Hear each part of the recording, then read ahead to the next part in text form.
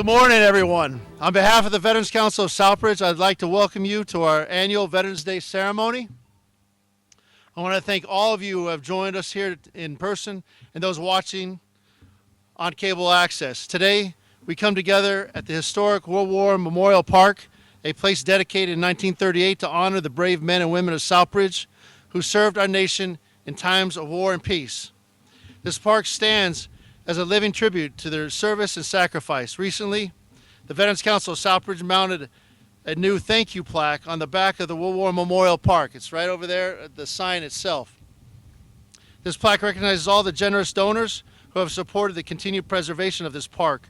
It also includes a QR code that links directly to our original dedication of the park in 1938, along with several photos that capture the history and meaning of our community.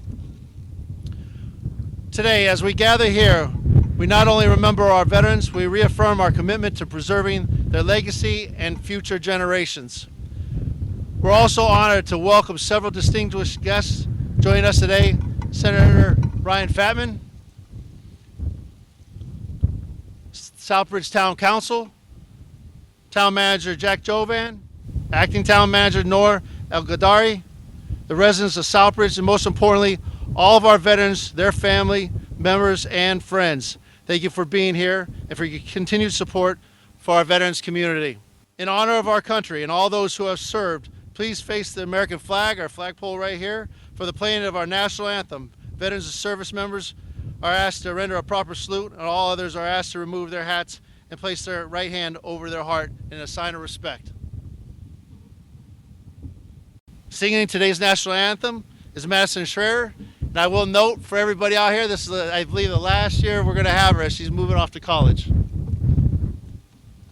Oh, say, can you see by the dawn's early light what so proudly we hail at the twilight's last gleaming, whose broad stripes and bright stars through the perilous fights o'er the ramparts we watched were so gallantly streaming, and the rockets regular, the bombs bursting in air, gave proof through the night that our flag was still there. Oh, say does that star-spangled banner wave for the land of the free and the home of the brave.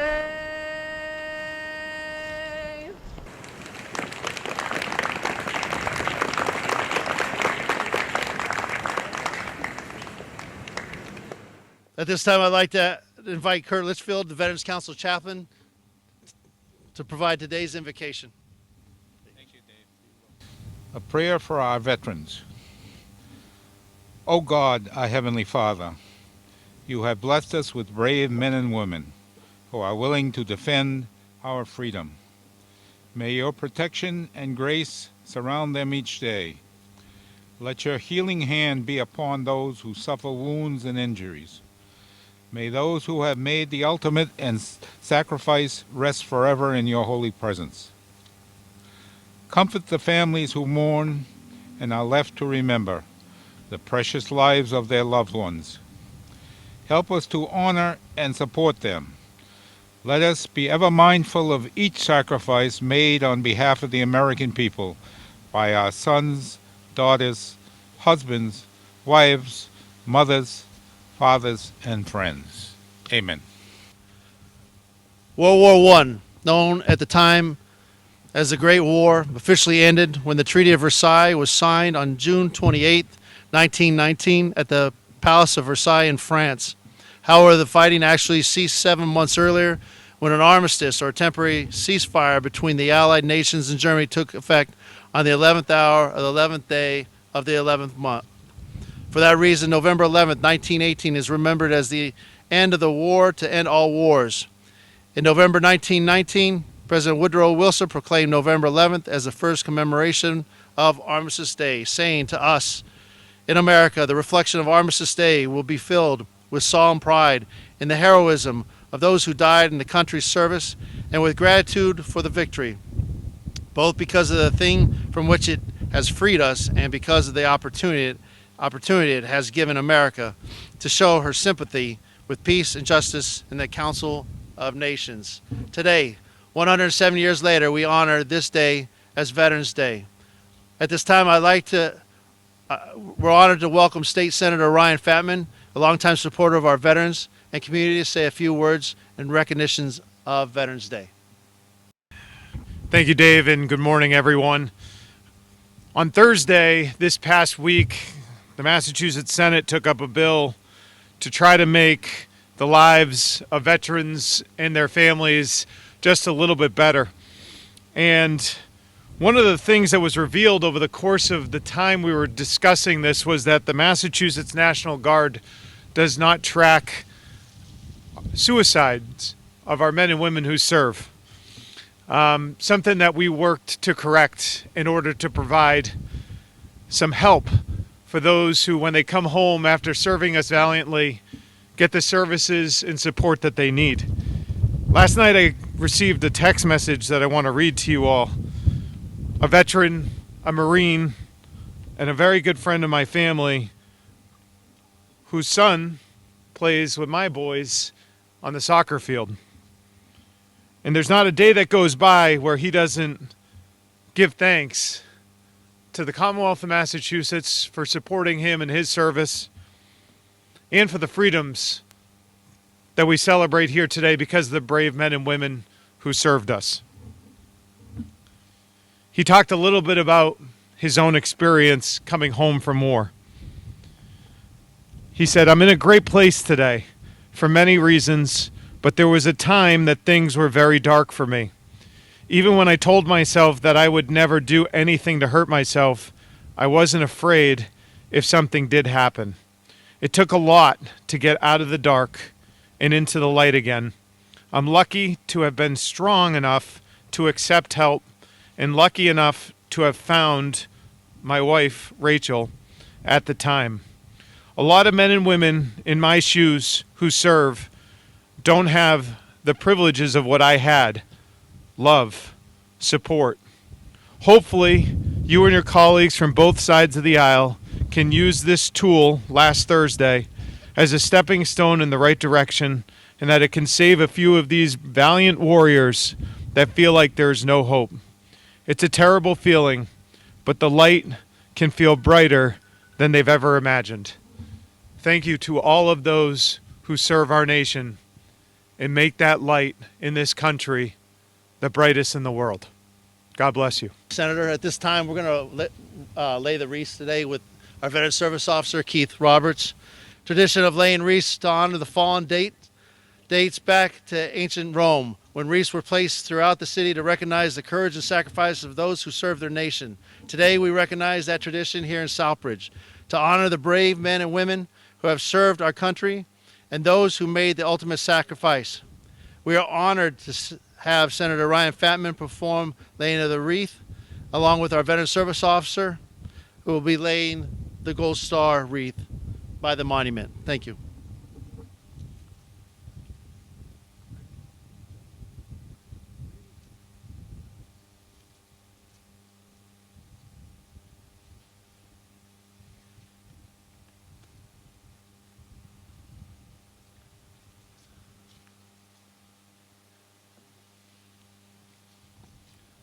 At this time, we have Keith Roberts, the Veteran Service Officer, read off the state proclamation. Good morning, everybody, and thank you for coming out to this beautiful, brisk Veterans Morning. and all of you on cable access. Glad that you're warm, and thank you as well. A proclamation of the Commonwealth of Massachusetts. Whereas since the Commonwealth's earliest days, thousands of men and women have served our country in defense of freedom and liberty.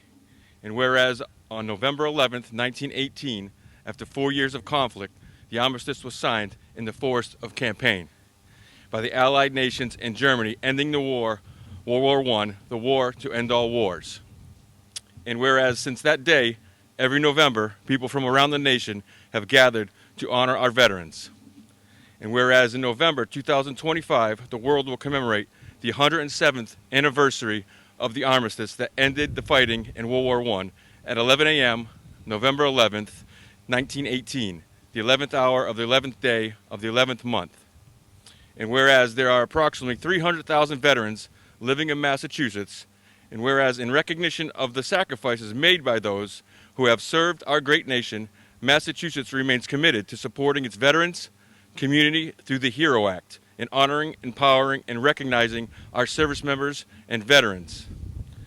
And whereas today we're reminded of the great sacrifices and contributions our veterans have made to our country. And whereas we honor and salute those who served our country throughout the generations with honor, patriotism, and courage. And whereas it is appropriate that all Massachusetts residents remember the bravery of those who serve their country, so that their dedication and sacrifices serve as a reminder of the cost of our freedom. Now therefore, Maura T. Healey, Governor of the Commonwealth of Massachusetts, does hereby proclaim November 11th, 2025 to be Veterans Day, and urge all residents of the Commonwealth to take cognizance of this event and participate fittingly in its observance. Given that the Executive Chamber in Boston, this 11th day of November in the year 2025, and of the independence of the United States of America, 249th, signed, Maura T. Healey, Governor of the Commonwealth, Kimberly Driscoll, Lieutenant Governor of the Commonwealth. May God save the Commonwealth of Massachusetts. Thank you. Every year we read this poem off in Flanders Fields. In Flanders Fields, the poppies blow between the crosses row and row that mark our place, and in the sky, the larks still bravely singing while they fly, scarce heard amid the guns below. We are the dead. Short days ago we lived, felt dawn, saw sunset glow, loved and were loved, and now we lie in Flanders Fields. Take up your quarrel with the foe. To you from failing hands we throw the torch. Be yours to hold it high. If ye break faith with us who die, we shall not sleep through poppies grow in Flanders Fields. Before the Southbridge High School band plays the Armed Forces medley, some closing remarks.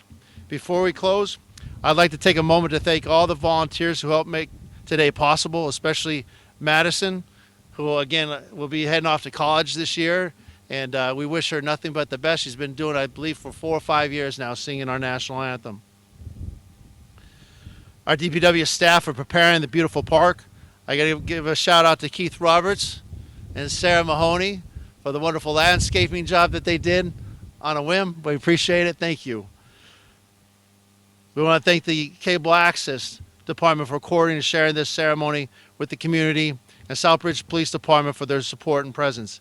Yalitza Augusto, who is our photographer today, and the Southbridge High School Band, led by Devon Bronson, for their musical contributions to today's ceremony. Also want to thank all the veterans who came out today, along with your families, friends, and residents of Southbridge, and for joining us and showing your support. At this time, the Armed Forces Medley, performed by Southbridge High School Band.